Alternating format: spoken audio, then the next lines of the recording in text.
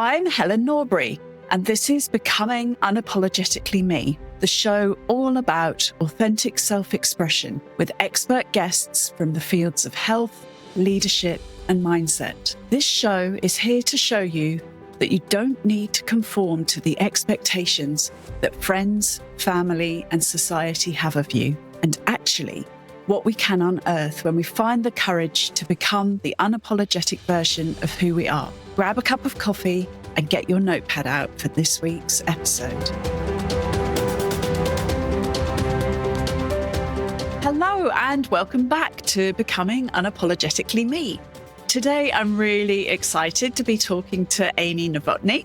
So when Amy shared a synopsis of her story with me, I just thought it has courage written all over it. And I really wanted to explore that more deeply today within the context of this podcast.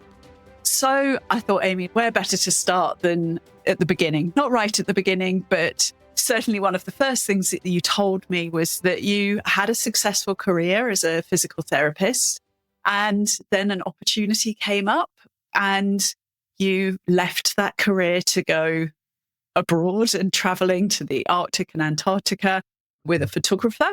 So can you tell me a bit about the circumstances that kind of led to that and what led to you saying yes to that opportunity?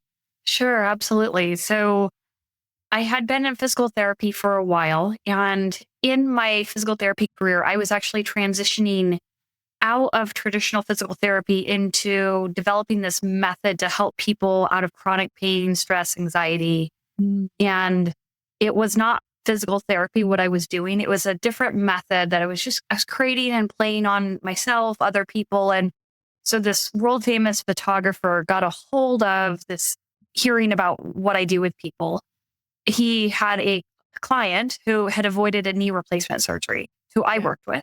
And she told him about me. So he came to visit me from Florida to Arizona. And he visited twice. And both times he left pain-free. And this was after having pain throughout his body for 40 years. Wow. And so he was very motivated and very excited to feel so good. And after his first visit, he went home and he slipped on some water in his pool. And he fell and he landed on his shoulder and tore his rotator cuff and bicep tendons. And he received a MRI and he was told by a couple different orthopedic surgeons that he needed to have surgery. But he came to visit me and we did some work. And I was able to get him to reach his arm up overhead within a couple days where it had been frozen down at his side. And so he realized that it wasn't as torn as much as the MRI showed. He could go non-operatively, and he had certain photography trips and tours, groups that he was leading, planned throughout the world. And so he said, can I hire you to coach me in this process that you're developing for? I did it for 6 months. And so at the time I was looking for a transition. I felt a little bit stagnant. I was developing this process, but I wasn't getting the support in my job to develop this process. And I love photography. So I said, sure, I will rent out my house, give up my relationship with the boyfriend I had at the time. I will just leave everything behind. I'll put everything in storage and off I go. And that's really what they did. And a few weeks later, I was actually in Arctic Finland, Arctic Norway, Scotland, and England. And there we go. Wow, fantastic. What a great way to combine your hobbies and your passions with your career and having that opportunity to develop what was, very passionate in your work as well.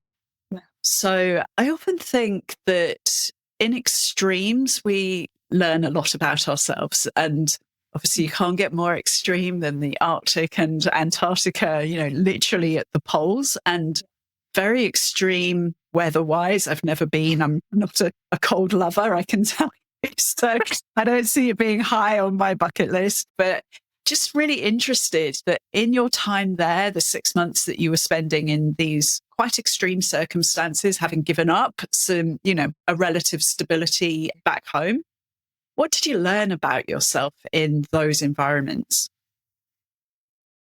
One, I would say, I learned a lot. the world is a lot bigger than I had imagined and a lot more beautiful and pristine in some areas, but also touched too much in other areas. There are weather effects that I didn't understand the impact of because growing up in a desert in Arizona where it's extremely hot, I think about the poles in like this far away sense, Yeah. but I didn't really understand how climate change was actually affecting icebergs melting, glaciers melting until I was in the Arctic, in Greenland, and I could see the effects. And the guides and people that I met along the way said, hey, this is where this glacier was 5 years ago. Now it's receded this much. And so it was quite shocking. And it made me realize I need to take actions on a daily basis where I don't waste things. And so I'm Yeah. very conscious now, more so than I was before on planning. If I'm going out to run errands, I do them all in a certain order and I do it and I plan it. I don't go and come back and waste resources. Yeah. And it's not that I have a scarcity mindset. It's that I realize collectively we can make little changes. And so it was a really big and important change. I wasn't wasteful before, but I wasn't cognizant and I wasn't as mindful as I am now. Yeah. That was a big thing. So another thing that was really important to me was my ability to overcome odds. And that sounds kind of strange, but I will say the experience I had with that photographer, it wasn't the nicest experience. His treatment of me shifted after we got going and his true personality emerged. And he had very certain behavioral patterns that are not conducive to being one-on-one with a person for that long. Sure. And so I had there was a bit of a trauma experience with that. And so it was supposed to be a year-long experience that I cut to 6 months because I decided I'll get him to a certain point, get him through his major trips, get him pain-free, and then I'm going to choose to end it. And that was a big deal for me because prior to that, I was a person that if I made a commitment, I was going to follow it through no matter what, no matter Whatever. how much it hurt me. Yeah. And my word was everything. Even if it went across boundaries that would hurt me. And so for me, I had to learn it's okay to change your mind, especially if the agreement you made is hurting you mentally and emotionally, Yeah. which it really was. It wasn't a safe environment for me to work in. Yeah. And so it was the beauty of all the nature really helped me cope through that. But the one-on-one interactions weren't safe enough for me to continue. And so I learned how to set that boundary. It's the first time in my life where I'd ever actually said, no, I'm going to choose myself first and get myself out of the situation. Yeah. So it was huge, huge learning. Wow. Two massively huge lessons that you learned in a 6-month period, which is quite mind-blowing. I think going back to your first point about climate change and seeing it firsthand, I think the world feels very small sometimes. You can hop on a plane and you can literally be anywhere within a 24-hour period. The world feels pretty small at times compared to certainly when I grew up and, my dad lived in Africa and it was like literally was the other side of the world. And, we didn't see each other regularly. But that has kind of shrunk as the internet has kind of closed those distances for us. But like you say, seeing it firsthand and literally witnessing those changes, I can only imagine how staggering that must be. And despite the cold, probably something that I would really also appreciate the opportunity to do. And then to your second point and that huge lesson to be able to finally stand up for yourself within the context of that relationship, what an amazing power to be able to take forwards with you. And I guess then leading on to my next question that I wanted to ask you, that would have been both of those actually really valuable because you then embarked on motherhood on your own with an IVF journey. Is that correct? Right. So after I came back, I decided not to get a job on my own. Mhm. I decided not to go back to a job. I decided to start a business, and I had no training in how to start a business. So that was my next adventure. And going through that 6 months traveling around the world really helped me Mm. gain some gumption to be able to start a business and figure out how to make it successful. Yeah. And then once that got going, we had COVID, and then, getting through that whole experience. And then I decided I wanted to have a child. So I went and did it. And so now Amazing. I have a 19-month-old little boy. Oh, awesome. I know I've been through assisted conception myself, as have other friends and family members. So I know it's a really emotional experience. So you already mentioned about the gumption that you found, in part of that journey, but where did you draw the strength from to go through that on your own, even if not entirely on your own, largely on your own? Well, it was interesting. I had a couple friends, two guy friends who are married, and they adopted a little boy in 2019. And it came all of a sudden because they had been trying for 5 or 6 years, and they got a call and they said, "Do you want a baby tomorrow?" And they said, Oh, wow. "Okay, yes." And so the mother chose them.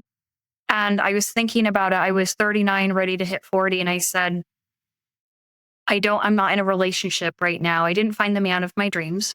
Mm. So it's either now or never. And I said, okay, I'm going to start looking and figuring out how to do this. And I joined some Facebook groups. I signed up to talk with a reproductive endocrinologist.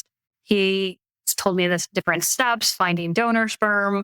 And I basically did it. And I tried one version of a lesser form of medications, and that didn't work. And so I went through the whole IVF, and it worked the first time. And I would say going through the medication and the first part of the pregnancy where I was still on medication was the hardest part, because I'm typically a medication-free person and I'm not used to medications.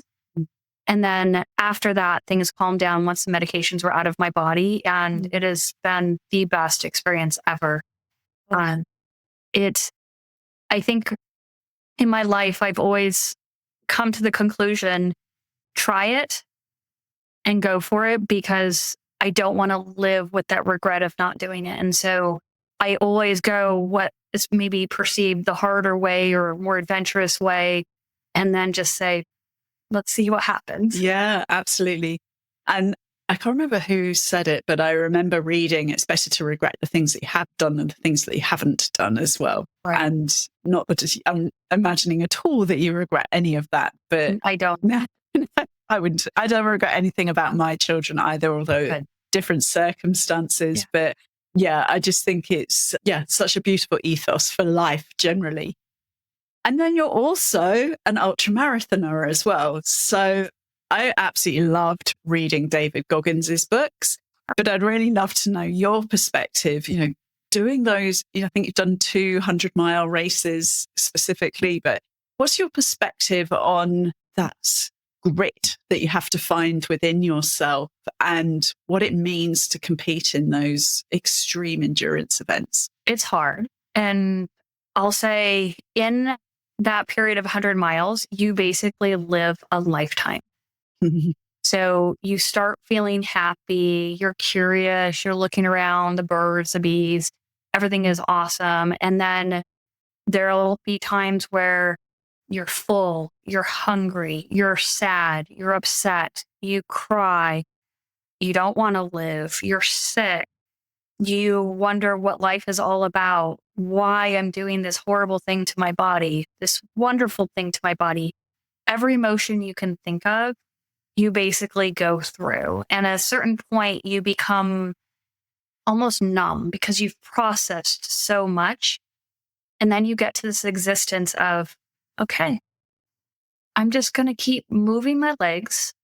And I'm just going to monitor my body and see what it needs. Does it need water? Does it need a little bit of a walking? Does it need a little bit of food? And you just get into this steady state where it's almost a Zen, peaceful experience.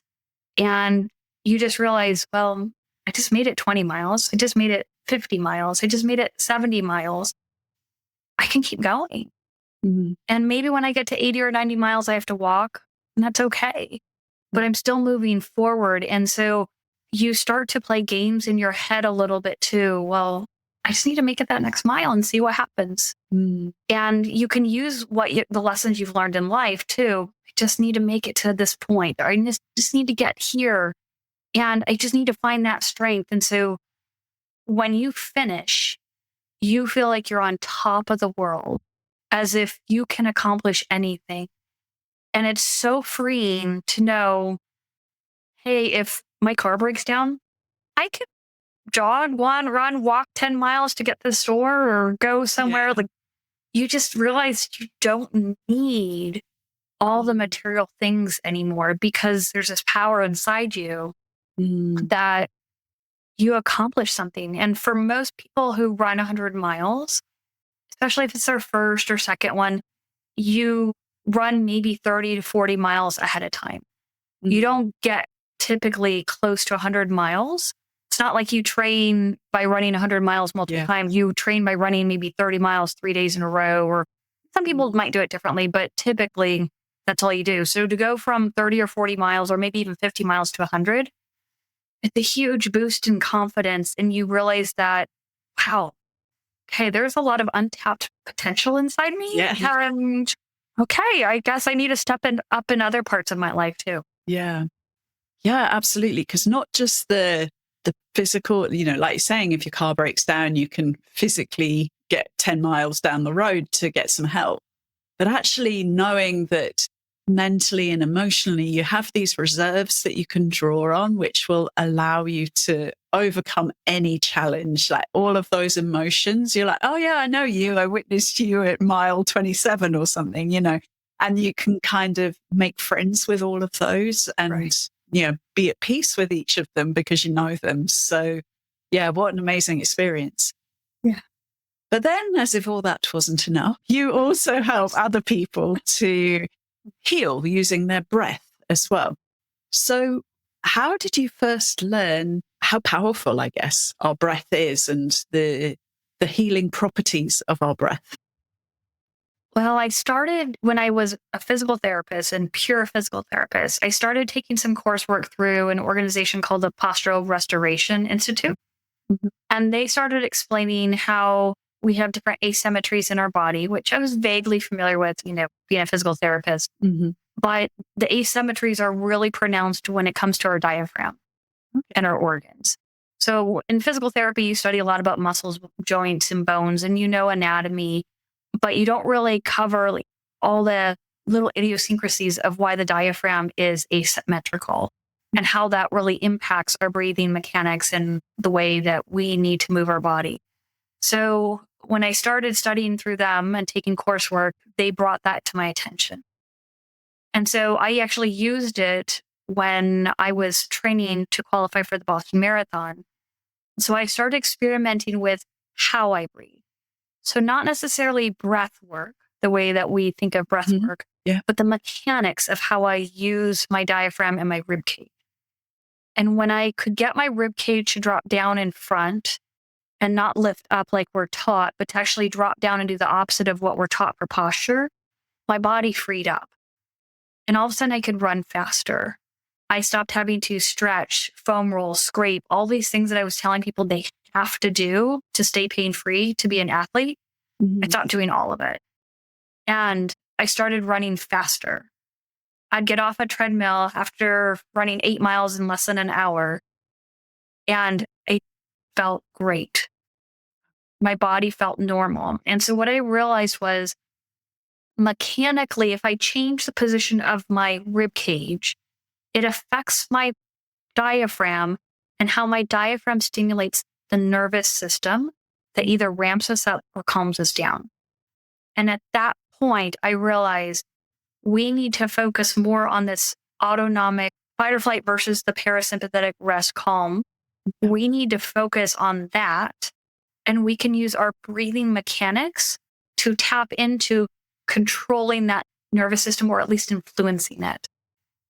And so that's actually how I realized how powerful our breath is, because I realized it's so tied into this nervous system that then influences how our muscles contract and how our muscles behave on bones and joints.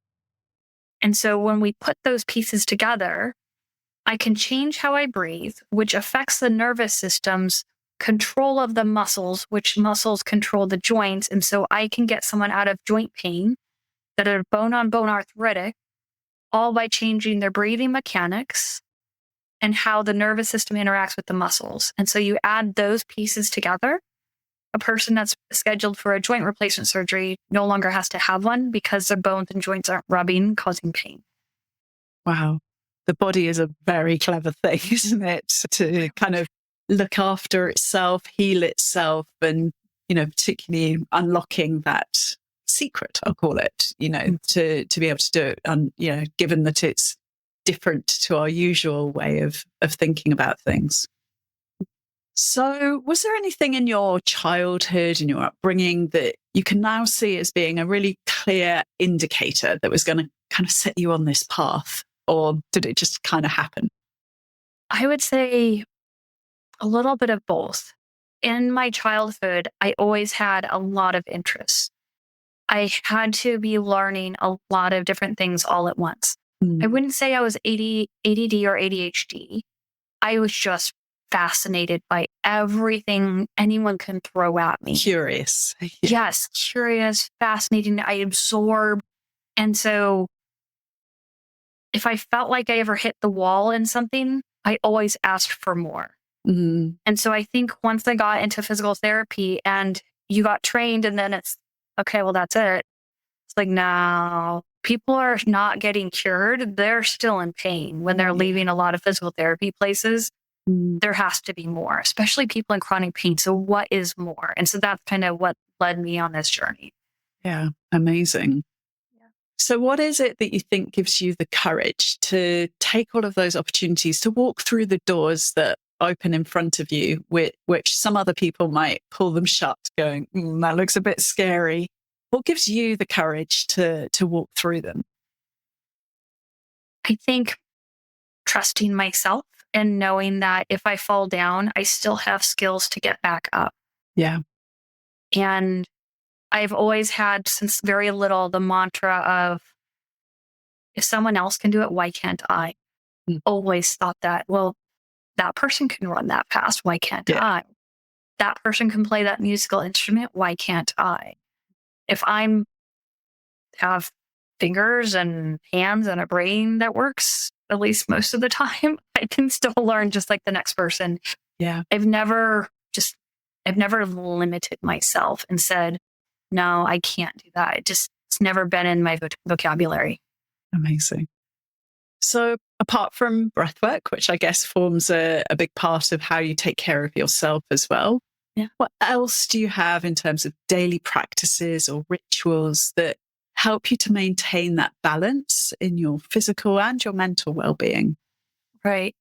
So prior to my little boy, I ran every morning and then I walked every evening. So right now, just because he's still nursing and we're still, enjoying each other, I changed it to a walk in the morning and a walk in the evening.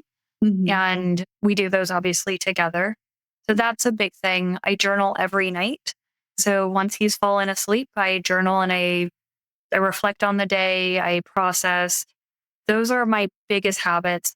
Other habits that I don't know if they're necessarily a habit, but it's very important to me because I see the effects of it is I eat very clean. Everything is organic, plants.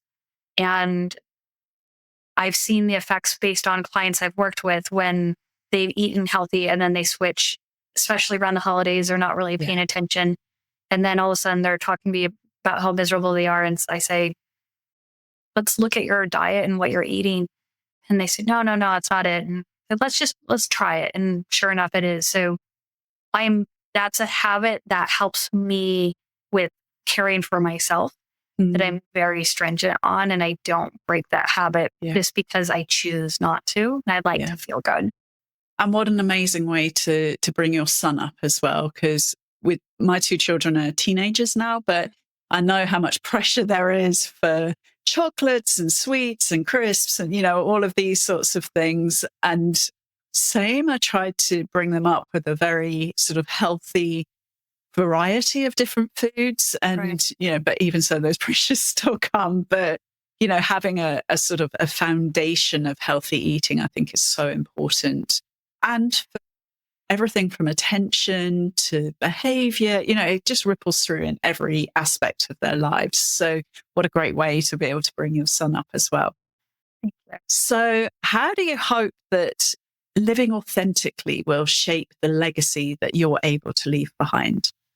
I think it will help because what you see is what you get.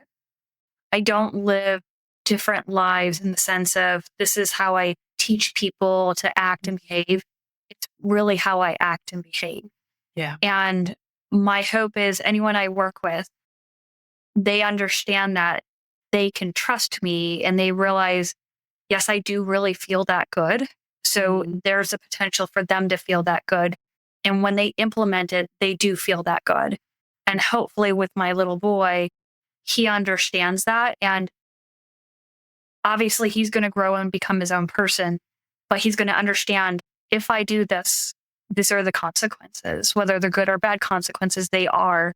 And so he can make choices. And so while I have that influence right now, I'm going to help him feel as good as possible. Yeah, absolutely. So if he makes some choice that makes him not feel so good, he can understand and see the difference. Totally behind that. My children have fairly recently, started coming to the gym with me. And I really like to kind of make it really obvious to them when we finished a gym session. How are you feeling? Yes, feeling really good, feeling really inspired, because I want them to make those connections that going to the gym gives them a bit of a buzz and they feel good as a result of doing it and therefore want to keep doing it. So yeah, really love that. So what's on your bucket list? So my biggest thing, having a child was, the next is going to Africa. So it's the last continent that I have. And for a photographer, especially wildlife photographer, mountain gorillas, the wildebeest migration, all of those amazing places in Africa I'd love. Even to go visit just some villages and photograph the people, it would be such an honor. So that's huge on my bucket list. I can definitely talk from personal experience to say you would not be disappointed. My dad lived in Africa, as I mentioned earlier, and the downside was that I didn't get to see him that often. But the upside was that when I did, it was quite often in Africa. So I traveled around Zimbabwe and Botswana, and then he settled in Cape Town and spent a lot of time in South Africa as well. So been really privileged to be able to spend quite a lot of my holidays in different places around Southern Africa. So yeah, you won't be disappointed when you get there. Yes. Amazing. Yeah. So what misconceptions do you wish that you could help people understand around physical and mental health? Absolutely. A big one that I try to encourage people is stop using sitting as an exercise and try not to suck up your gut so much. So let me explain those a little bit. When we sit on the edge of our chair, we often do it by using our back muscles to hold us up. And we suck up our gut. And what that does is it immediately puts us in a fight or flight state. Our body tenses up in order to respond to the physical stimulation to the nervous system. When you do that for a prolonged period of time, our body gets the signal it's in a fight or flight or freeze state or fawn state. And that's not healthy. It sets off a cascade of hormonal changes. It makes our mental and emotional stressors appear at a greater danger because our physical body is in a physical fight or flight state. So letting yourself sit back in a chair, let your tailbone tuck under a little bit, let your belly hang out. It sounds bad, especially if you're used to working on your posture and looking good, but allow the chair to be what it's designed to be, which is a system of support. Gosh. Let your back muscles turn off at times, because when you suck your gut up and in, that takes away from your diaphragm's efficiency. And so your back and neck and shoulder muscles have to lift up your ribs to inhale instead of your diaphragm dropping down to inhale. So it can cause a lot of health symptoms and a cascade of events that can really affect your well-being for the day. So let your belly out. When you blow out, let your belly out, let your ribs drop down and sit back in your chair at least part of the time that you're sitting. Wow. Gosh. I'm really taking that on board. So I was brought up, my mum used to say that the back of the chair is not there to lean against, and that you should sort of constantly be holding yourself up as though you were sat on a stool of some kind. Right. And so I'm listening to you. I'm definitely taking that one on board because I think I'm quite an upright person. So yeah, I will to relax a little bit into my chair. So thank you for that. So just to kind of wrap this up a bit, if you could go back in time and you could talk to your younger self as maybe the age that your son is now, what advice would you give to yourself about health and authenticity and your values and everything that's important in life? So I grew up hating health and the environment, which is funny because that's now what I'm completely into. Yeah. And I grew up also eating processed sugars and the worst of worst foods. So I would tell him, really, really take care of your health, because the better you feel, the better you interact with other people and the better you perform. Yeah. I really didn't believe that until I was in my mid-20s. And I didn't see the effects of it until I was in my mid-20s. So there was about 25 years where really kind of destroyed my health and my body and didn't care for it. And that's the foundational years. So I would definitely, and I'm going to do my best to keep encouraging him on that. Yeah. Just because I know how it impacts every aspect of life. Yeah. I think I can really resonate at that age, feeling invincible. And, you can eat rubbish and then feel okay in yourself because your body is quite good at processing things at that age.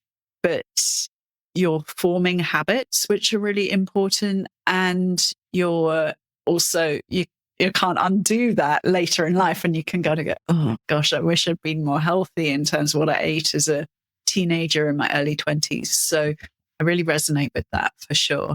I've so enjoyed this conversation. I feel like we could probably keep on talking for an awfully long time, but I've taken a lot away from this call, like not just about how I sit, but learning about how to breathe, something that you just think that you do in, out. How can it be so complicated? But actually, when you're much more conscious and present with that, how much of an impact it can have in your life, not just for running. And yes, that is something that I'm also interested in, not ultra marathons, but, my own version of that. But not just from that side of things, but actually helping our body to function optimally. So thank you so much. It's been really, really inspiring to hear more about your story and the courage that you step into every single day with. So thank you so much for sharing. Thanks for having me on, Helen. It was a pleasure. Thank you for listening to this episode of Becoming Unapologetically Me. Make sure you subscribe to the show on Apple Podcasts, Spotify, YouTube, or wherever you listen to your podcasts so you never miss an episode.